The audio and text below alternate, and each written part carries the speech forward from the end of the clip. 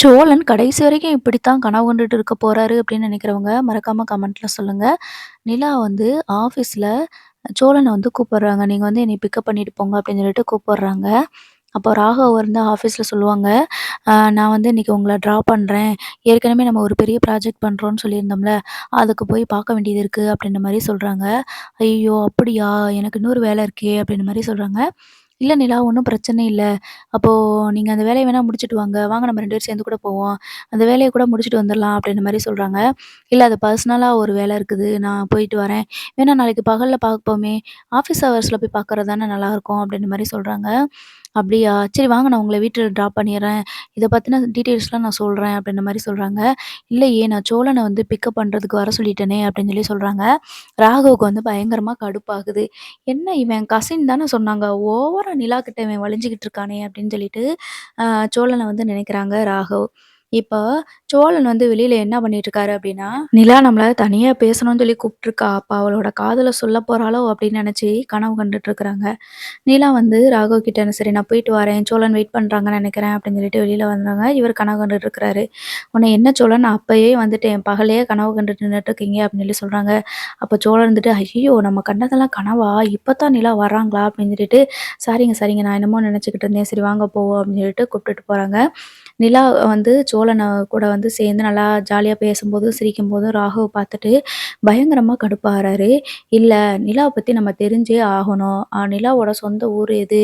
என்ன ஏதுன்னு நமக்கு தெரியணும். சொந்தக்காரங்க வீட்ல இருந்து தங்கி வேல பார்க்குறேன் அப்படின்னு மட்டும் தான் சொல்லியிருக்கிறா. மத்தபடி நிலா வேற எதுவுமே சொல்லலையே. இவன் என்ன ரொம்ப ஓவரா பண்ணிட்டு இருக்கிறான். நிலா கூட இப்படி பேசிக்கிட்டு இருக்கிறான்." அப்படின்னு சொல்லிட்டு நினைக்கிறாங்க ராகவ். முதல்ல இந்த சோழன் கிட்ட தான் நம்ம வந்து நிலாவ லவ் பண்ற விஷயத்த வந்து இந்த சோழன் கிட்ட சொல்லணும் பேசாம. அப்பதான் இவன் வந்து நிலாவ விட்டு 4 அடி தள்ளி நிப்பான். அப்படின்னு சொல்லி ராகவ் வந்து நினைக்கிறாங்க. அப்போ சோழன் வந்துட்டு, "சரி வாங்க போலாம். எங்க என்ன பேசணும் என்கிட்ட?" அப்படின்னு சொல்லிட்டு சொல்றாங்க. "நீங்க நான் சொல்ற இடத்துக்கு போங்கன்னு" சொல்லி நேரா காயத்ரியோட வீட்டுக்கு கூட்டிட்டு போறாங்க. "ஐய்யய்யோ! இது காயத்ரியோட வீடாச்சே! இங்க எதுக்குங்க கூட்டிட்டு வந்தீங்க? என்னங்க மறுபடியும் ஏதாவது ஒரு பிரச்சனையா?" அப்படின்னு சொல்லிட்டு கேட்குறாங்க. "இல்ல நீங்க காயத்ரி கிட்ட வந்து மன்னிப்பு கேளுங்க. இனிமே இப்படிலாம் பண்ண மாட்டேன்.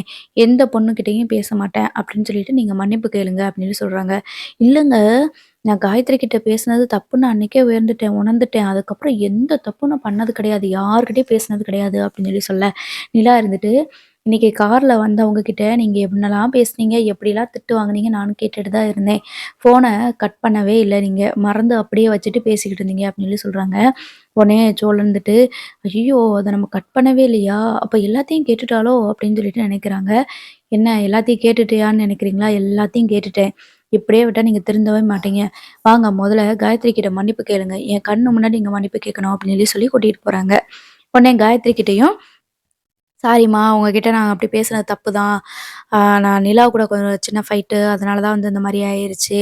நான் உன்கிட்ட இந்த மாரிலாம் பேசியிருக்கவே கூடாது. ஆனா நான் சாதாரண ஃப்ரெண்டா தான் நெனச்சு பேசினேன். நீ வந்து என்னைய இவ்ளோ தூரம் உன் மனசுல இவ்ளோ ஆசை வளரும் அப்படின்னு நான் நெனைக்கவே இல்ல. என்னைய மன்னிச்சிரு" அப்படின்னு சொல்லிட்டு சோழன் வந்து மன்னிப்பு கேட்குறாங்க. உடனே காயத்ரி இருந்துட்டு, "ஐய்யய்யோ! அதனால ஒண்ணும் பிரச்சனை இல்ல. நான் தான் உங்கள தப்பா புரிஞ்சுக்கிட்டேன். நீங்க ஃப்ரெண்ட்லியா தான் பேசியிருக்கீங்க. எந்த ஒரு இடத்துலயும் நீங்க என்கிட்ட சொல்லவே இல்ல. நான் வந்து உங்ககிட்ட கண்டிப்பா நான் பேசியிருக்கணும். இத பத்தி சொல்லியிருக்கணும். நான் உங்கள லவ் பண்றேன். நீங்க என்னைய லவ் பண்றீங்களா?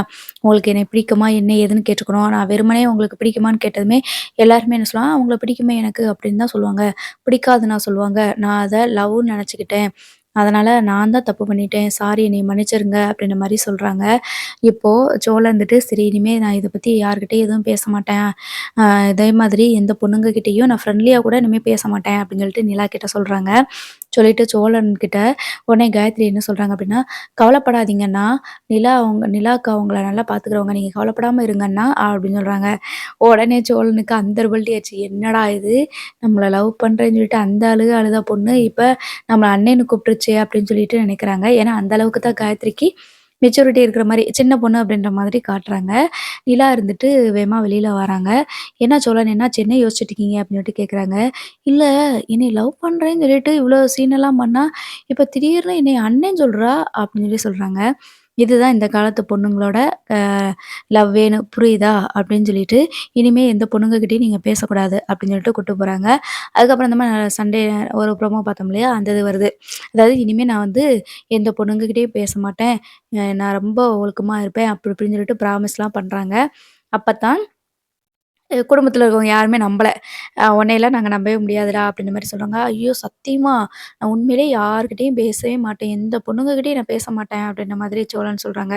அந்த நேரம் சோழனோட ஓனர் கால் பண்ணி, "நீ அந்த பொண்ணுகிட்ட என்ன பேசின?" அப்படின்ட்டு அதாவது காலையில சவாரிக்கு வந்த பொண்ணுகிட்ட மேரேஜ பத்தி ரொம்ப ஓவரா பேசி வச்சிருப்பாங்க இல்லையா?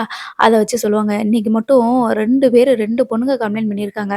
இப்படியே போச்சு அப்படின்னா, பிறகு உனக்கு சவாரியே குடுக்க மாட்டேன் பார்த்துக்கோ" அப்படின்ற மாரி சொல்றாங்க. "அண்ணனே நான் அப்படிலாம் எதுவும் பேசலண்ணே. நான் சும்மா தானே பேசிக்கிட்டு இருந்தேன்" அப்படின்னு சொல்ல, உடனே பல்லவன் இருந்துட்டு, "அண்ணி, அண்ணன் வந்து கண்டிப்பா திருந்தவே மாட்டாங்க அண்ணி. எவ்வளோ ப்ராமிஸ் பண்ணியிருக்காங்க தெரியுமா? கண்டிப்பா திருந்ததுக்கு வாய்ப்பே இல்ல" அப்படின்னு சொல்லும்போது, நிலா வந்து மொறச்சு பார்க்குறாங்க. "ஏன் சொன்னா கேட்கவே மாட்டேங்கிறீங்க?" அப்படின்ற மாரி மொறச்சு பார்க்குறாங்க.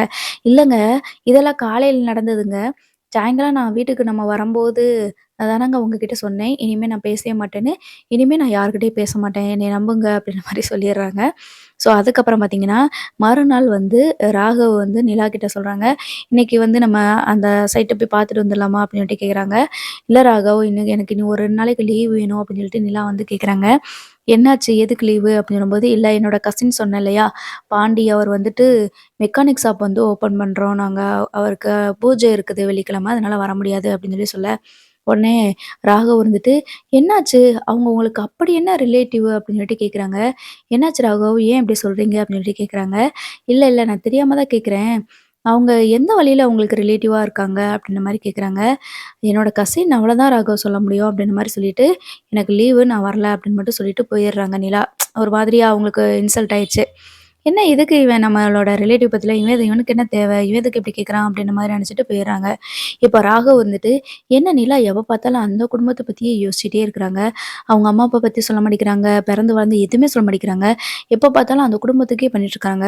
ஒருத்தவங்க கசினா இருந்தா, இப்படி இல்லாம கூடயா நம்ம உதவி பண்ணுவாங்க? ஏன் இவங்க அவங்க வீட்ல இருக்கணும்? பேசாம ஒரு பிஜி ஹாஸ்டல் பார்த்து அங்க இருக்கலாமே!" அப்படின்ற மாதிரி ராகவ் மண்டையில ஓடிட்டுருக்குது. இதுக்கு ஒரே தீர்வு, அந்த வீட்ல இருக்கவங்கள யாரையாவது பார்த்து நம்ம வந்து விசாரிக்கணும்.